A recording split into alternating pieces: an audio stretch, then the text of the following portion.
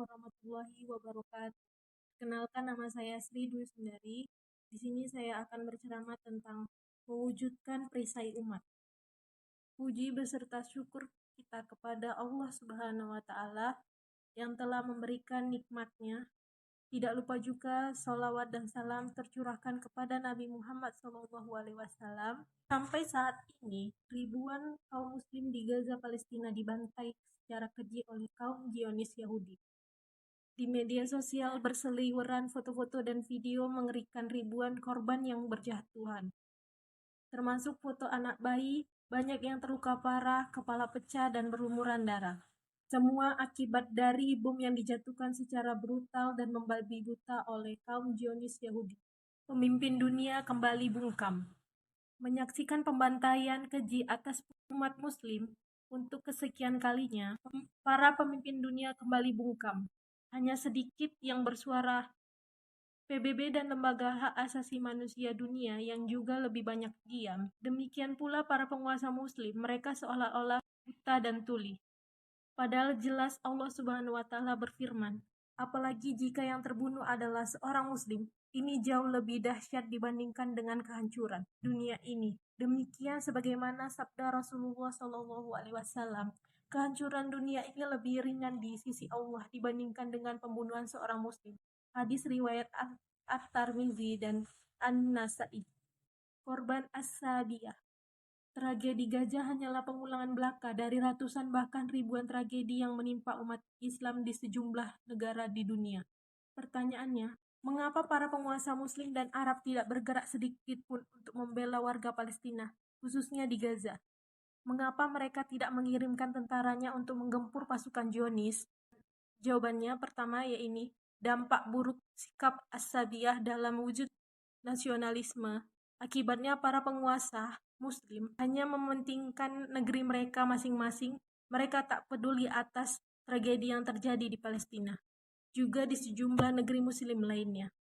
Palestina secara tidak langsung adalah korban pertama dari buruknya nasionalisme atau juga nation state ini di dunia Islam. Pasalnya, sejak wilayah dicaplok oleh kaum Yahudi tahun 1948 hingga kini, padahal sudah tak terhitung darah kaum muslim Palestina ditumpahkan sejak 75 tahun yang lalu. Jawaban yang kedua yaitu, kebanyakan para penguasa muslim dan Arab adalah antek barat, khususnya Amerika Serikat. Wajar jika mereka cenderung membiarkan bahkan mendukung kebijakan tuan-tuan mereka. Jelas-jelas dalam rangka membunuhi kaum muslim di berbagai negeri Islam, khususnya di Palestina. Wajib membela sesama kaum muslim. Kaum muslim itu bersaudara, mereka dipersaudarakan karena kesamaan akidah. Allah Subhanahu wa Ta'ala berfirman, sungguh kaum mukmin itu bersaudara. Quran Surah Al-Hujurat ayat 10. Karena bersaudara pula kaum muslim tak boleh saling membiarkan saudaranya yang terzalimi. Mereka harus saling membela. Rasulullah SAW bersabda, muslim itu saudara bagi muslim lainnya.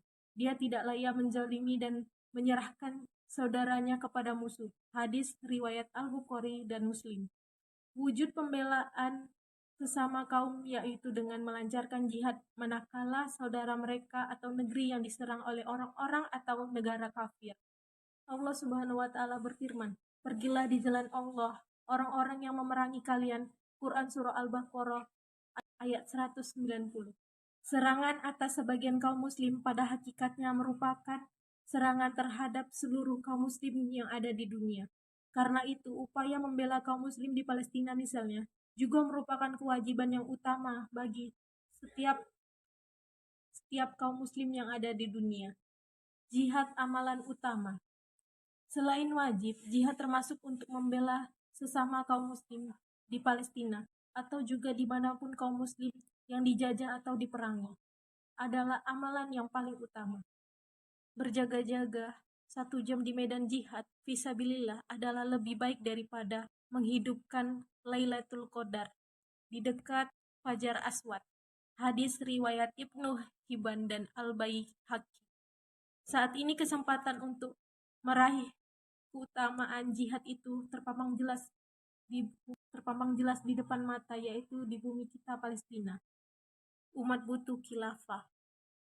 Namun sayang, karena faktor nasionalisme atau juga nation state, tidak mudah bagi kaum muslim. Rasulullah Shallallahu Alaihi Wasallam bersabda, imam atau khalifah itu dilaksana perisai. Kaum muslim berperang di belakang dia dan dilindungi oleh dirinya. Hadis riwayat Muslim. Apa yang disabdakan Rasulullah SAW di atas dibuktikan bahwa dalam sejarah antara lain oleh Khalifah Al-Mutashim Billah Al-Qalqasyani dalam kitabnya Mat Asir Al-Nifa menjelaskan salah satu sebab penaklukan kota Amuria, kota terpenting bagi Imperium Romawi, yaitu saat itu selain Konstantinopel, pada tanggal 27 Ramadan 223 Hijriah, diceritakan bahwa penguasa Amuria yang kafir telah menawan wanita disiksa dan dinistakan hingga berteriak dan menjerit, meminta pertolongan. Tak berpikir lama, Khalifah Al-Mutashim bila segera mengerahkan sekaligus memimpin sendiri puluhan ribu kaum muslim menuju Amuria. Sebanyak 30.000 pasukan ditawan. Khalifah pun berhasil membebaskan wanita mulia. Insya Allah, masa yang mulia itu akan segera tiba. Sebab hal itu memang telah dinabuahkan oleh Rasulullah SAW. Kemudian akan datang kembali masa khilafah yang mengikuti metode kenabian. Hadis riwayat Ahmad. Hikmah. Rasulullah SAW bersabda, siapa saja yang menyaksikan seorang mukmin dihinakan di hadapannya, tetapi dia tidak menolong mukmin tersebut, padahal dia mampu, Allah pasti akan menghakiminya di hadapan seluruh makhluk pada hari kiamat. Hadis riwayat Ahmad. Demikian ceramah dari saya. Apabila ada kekurangan, mohon maaf. Wassalamualaikum warahmatullahi wabarakatuh.